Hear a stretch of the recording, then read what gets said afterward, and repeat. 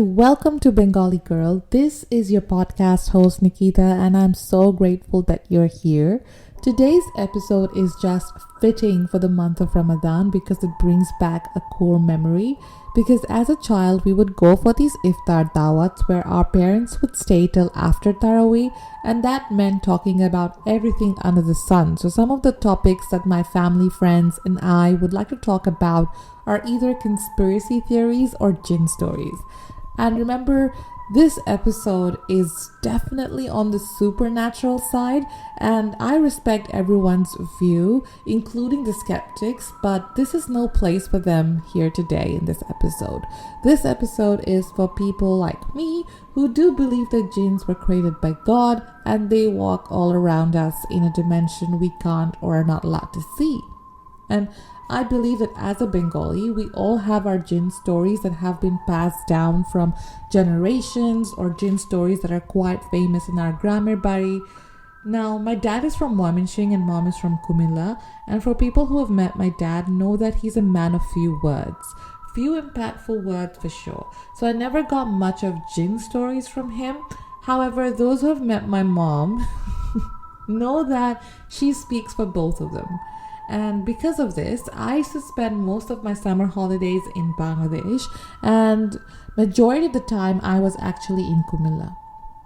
And my grandparents and my caretaker who's been with us forever, we call him Abdul Nana, they're the ones who told me, stories that kids in Bangladesh grew up with, like Shad Bhai Champa, Thakumar Jhuli, or other paranormal stories that were native to the Kumilla town. Before I begin with my stories or experiences, let's take a general approach to this, right? So I follow this intellectual on Twitter called Ali A. Alumi, who is a writer himself and an assistant professor and historian of Middle East and Islam, among a lot of other things. He has some great threads on Twitter on understanding the different jinn types and their origin story based on our Islamic history or pre-Islamic folklore, or traditions, or tribal stories. And I would recommend listening to his podcast, Head on History. It was very insightful for me as well while I was researching, what the background origins would be. So jinns are an invisible being in the Middle East and Islamic folklore, and even though there isn't much about them in our what we consider official transcripts, they are said to live in tribes and nations with their own kings and queens. Most of our stories in Bangladesh, though, are stories about jinns in the houses, or you could say domesticated jinns. And let me talk to you about a few of these traditions, or I don't know what the English word is in Bangla. I recently learned this Bangla word. It's called Kusanskar, where I hope that's how it's pronounced, but it's just things that we heard, traditions or folk traditions or tribal traditions. But there is a pre-Islamic folk tradition which is still followed by a few people even in Bangladesh. Of course, it's been a tradition passed down by generations, but the tradition is of leaving milk as an offering for the jinn so that they don't disturb the house and just leave the family to be. And there are also these jinns that we often hear dwelling in the drains. It's kind of linked to the medieval times where they would say that jinns used to live in the wells. So when you translate that into modern, I think it becomes, dwelling in drains. But we've been told, or I've been told by my parents, Hujurs, to not dump water in the sink or wash your bathroom with hot water. It is always suggested to wash or drain lukewarm water because, you don't want to upset them and they're gonna, come and harm you and stuff. But we've also heard of other jinns dwelling in the corners of your house. And my parents have definitely told me this when I was moving away, that do not have any corner of your house just empty. Have something in every corner. We also heard about reciting a dua while undressing so that a jinn does not lurk around, or that when things go missing from your house, jinns must have taken them.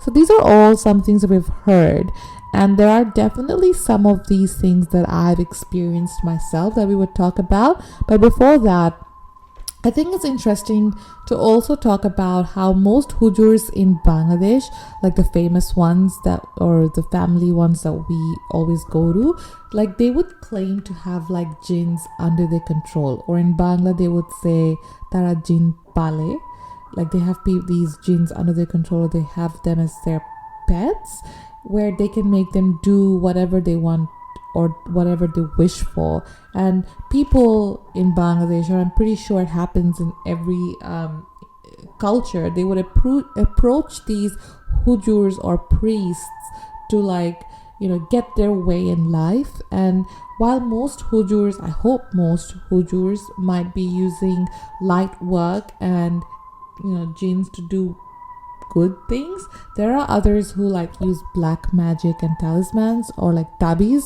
They even bind these jinns, or they make them do whatever they say. Or like I've had this where a tabiz was transported to a person by a jinn. I think when talking about my experiences, I should definitely start from like my childhood first and move chronologically like that, for ease of understanding for you, but also ease of narrating for me. Now, spending the summers in Bangladesh, in Kumilla as a kid, I had my grandparents, I had Abdul Nana, and I also had this lady who was kind of adopted by my grandmother called Shilpi. And my grandparents knew everyone in town, as one's grandparents would. Kumilla is also famous for its sweet shop Matri Bhandar. If you don't know what Matri Bhandar is and you're a Bengali, then you must be living under a rock. It is very famous, and it's so famous that there are copies of it as well, like people who are claiming that they're selling Matri Bhandar sweets, but they're not really selling that. It's a shop in Kumilla, and the owner or like his kids or their generations, would be at the shop, usually at the counter. And Shilpi would take me to the shops to do like some bajar, because I would get bored just sitting at home. And we would always go to Matri Bhandar because I loved Rashmalai. Side note, there is nothing that can beat Kumilla's Rashmalai and Shandesh, okay? Because Dhaka's Shandesh are so wet and soggy, like Kumilla's is so dry, and the taste is just different. But anyways, coming back to the story, Shilpi would always take me, and she would like ask the owners every day, whenever we went, Ajke ki ora ashse, which is, did they come today? And the owner or whoever was at that counter, usually the person or their family would be at the counter, and they would look at her, and then they would get up to see the tiny me behind the counter, and they would smile. They would always narrate these stories of, yes, of course, the jinns did come today, but especially of what their appearance was today. This is something we've always heard, I think, growing up as kids, is that jinns love mishti, and whenever there's a sweet shop, you can bet your ass that there would be a few customers that are not humans but jinns. So the person would tell us that, jinns would always come at the crack of dawn when the mishti is just about ready and the shopkeeper is setting them up. Sometimes it can be a lady dressed in an abaya, or a man in a lungi, or a woman in a shari. Other times it can also be a child just coming in to order heaps of mishti. Now the shopkeepers, they've been working there for so many years that they can now detect who is a human and who's not. And it's not just because they come at, the crack of dawn. They can come during the middle of the day as well. But it's usually their dialect or the way they're dressed that gives it away. Now you might think, what about the way they dress? It is not something completely out of the blue, but they would have some aspects of their outfit just seem not normal. For example, if it's a woman coming in an abaya with, a niqab as well, with, where her eyes are the only thing that you can see, she would have like earrings stuck to the sides where her ears would be, but that's just weird, if everything is covered and it's just your eyes showing, and then there's 2 pairs of earrings on either side. So just things like that would seem not normal, and they would kind of give them an idea that, okay, this is not a human. So they would come early in the morning, usually when the streets are empty and only there were other shopkeepers out on the road just setting up their shops, and order huge amounts of mishti. They apparently love gurer shondesh a lot, and these shopkeepers would take the order, box it for them, and then hand it to them, and just walk away. They had to pretend to not really recognize that their customer is not human, but also they know that jinns would not really pay in monetary terms. They probably would bring good luck or something like that. So these were kind of the stories that I grew up. There's another story that Abdul Nana told us, and it was based on the lake. And I'm pretty sure every grammar bari, there is this lake and you hear horror stories about it.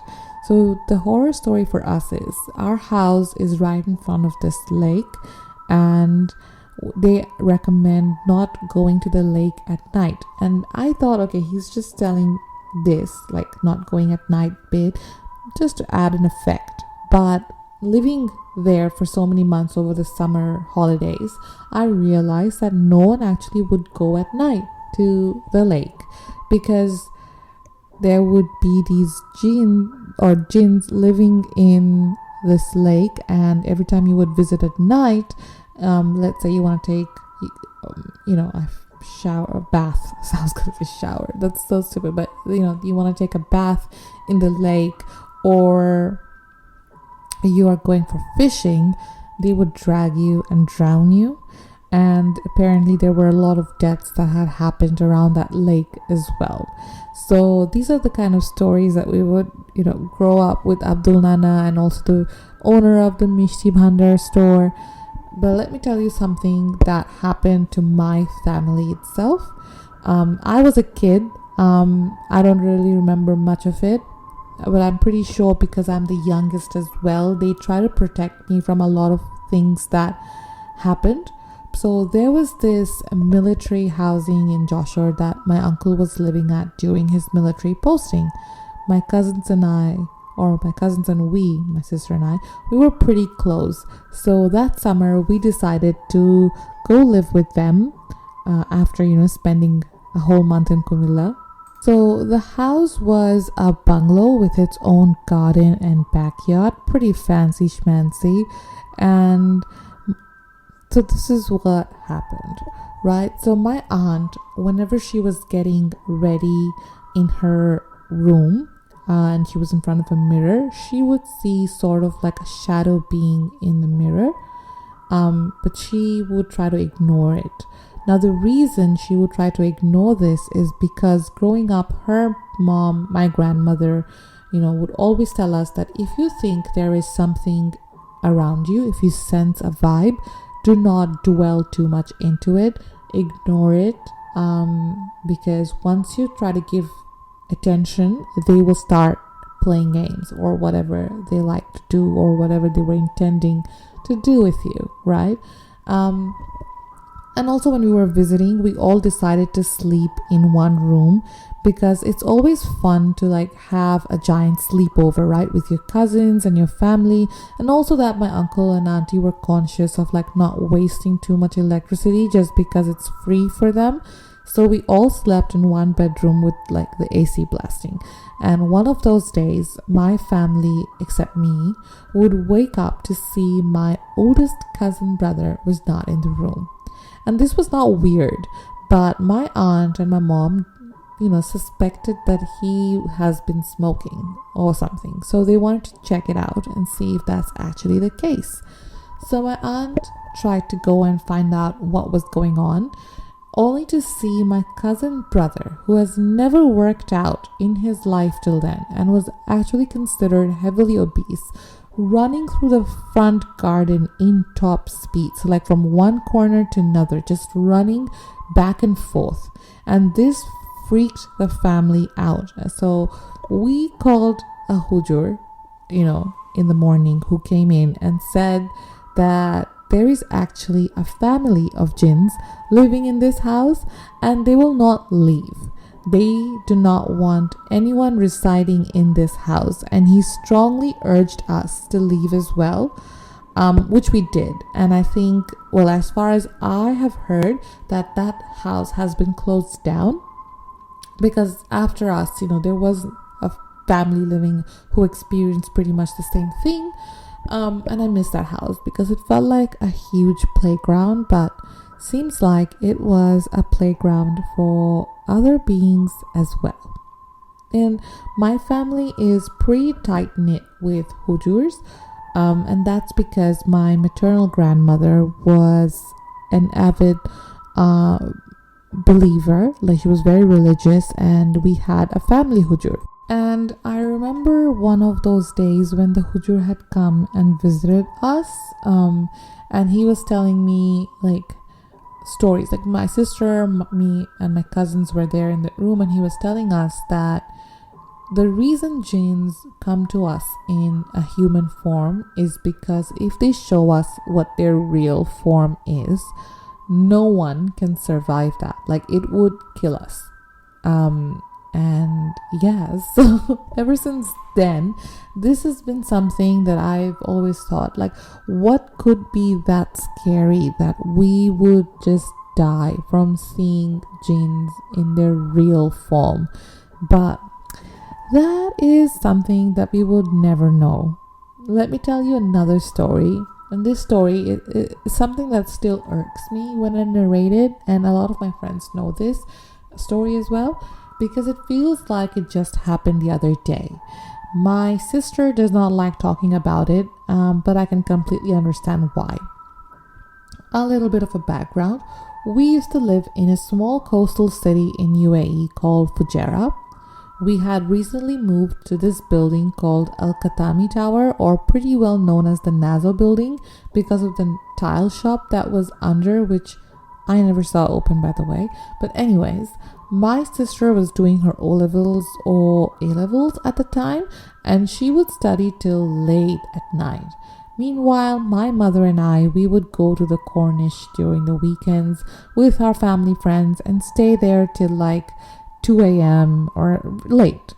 Corniche in Fujairah was, if you can imagine, a road, beside that a pavement or paved road for people to walk. Then there's a C block, and then there's the beach.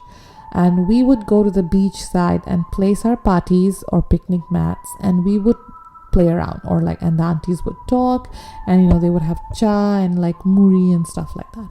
And it was one of those nights we had just come back to our building, and my mom was having an adda at the basement or on the ground floor with the aunties who dropped us.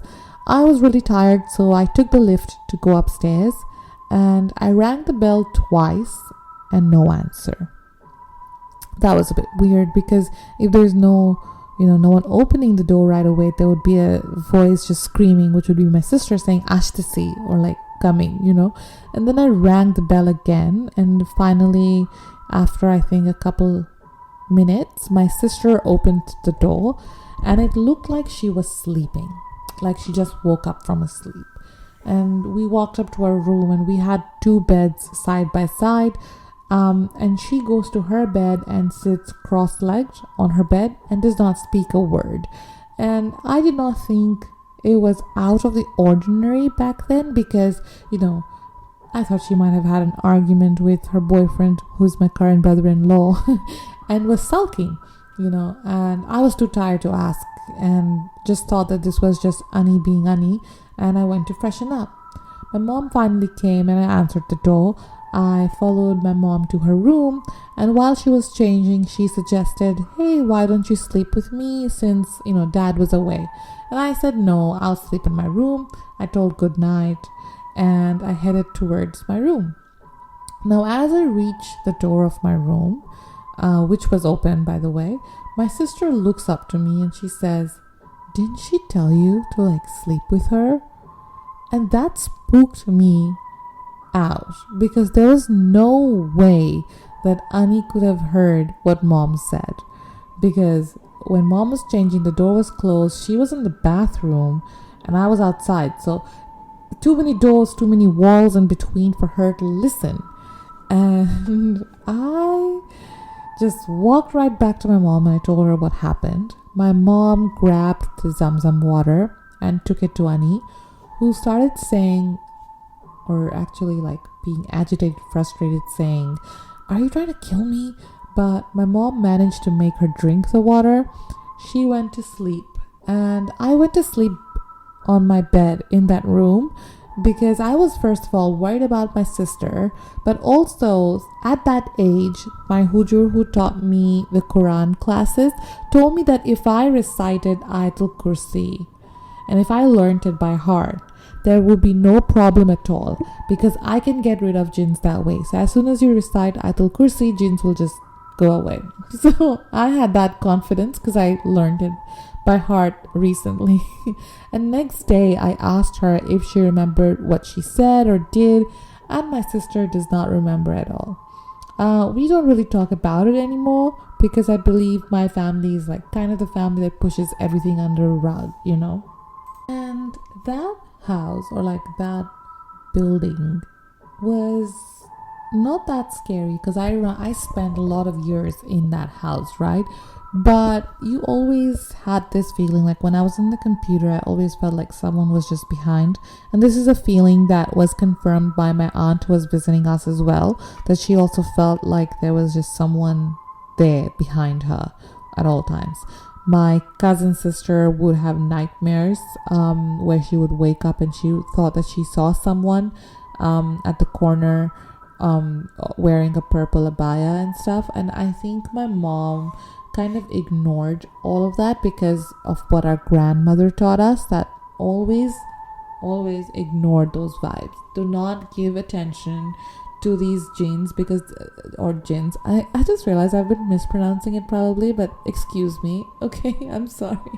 But our grandmother always told us to always ignore that vibe. It's probably because she had a lot of experiences herself growing up. My mom did as well, but that is something that I don't think I'm comfortable sharing as of yet, because it's just not my story to share, I guess, or something that I haven't experienced. But you know, and I don't think this is a bit related or might be related, but I have these vivid dreams that have been a reoccurring theme ever since I was a kid, where I would see members of my family or people that I loved, be possessed by jinns. And oftentimes I would recite the entire Ayatul Kursi in my dream, and I could see the jinns just leaving. Now, when I was talking about this with a friend, she actually told me that this is probably because I believe that Ayatul Kursi will just help me and remove the jinns out of my family members who are possessed, and that is why this happens. And this is just me and my psychology, but I do believe that in Bangladesh there are so many instances where black magic has been used, and I'm not really sure if how it happens or works because I don't think I want to know as well. I think I want to be oblivious to the fact or how to learn to do black magic, because that is just some deep stuff that is not giving me good vibes. There is another time that I realized, that's where I learned that jinns don't really have one religion. They can be Muslim, they can be Hindu, they can be Christian, like they have their own stuff going on as well. The reason I learned that was because of an incident. So again, we were in Bangladesh at one of my aunt's house, and this was also a house that we were living in based on my uncle's job. And the house had an outhouse, or in Australia they call it a granny flat. So it had an outhouse, and the outhouse bathroom or the facilities there were mainly used by the drivers, the caretakers, who helped us, right? And it was one Friday where we all were sitting, we were discussing, I think, what to do for the weekend. And one of the caretakers came up and said that the door to the outhouse bathroom is locked. And that was a bit weird because there was no lock. It had a sitkani, or as they call it, a latch, and that's it for the lock, because actually the key or the lock was broken and we were waiting for it to be fixed. Till then there was a latch that we kept as a temporary basis, and apparently it was not opening, but they could hear water flowing, like the tap was flowing, and we were like, okay, that is weird, like who's inside?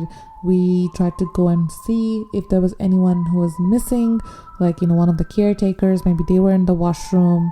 We tried to call, knock, nothing.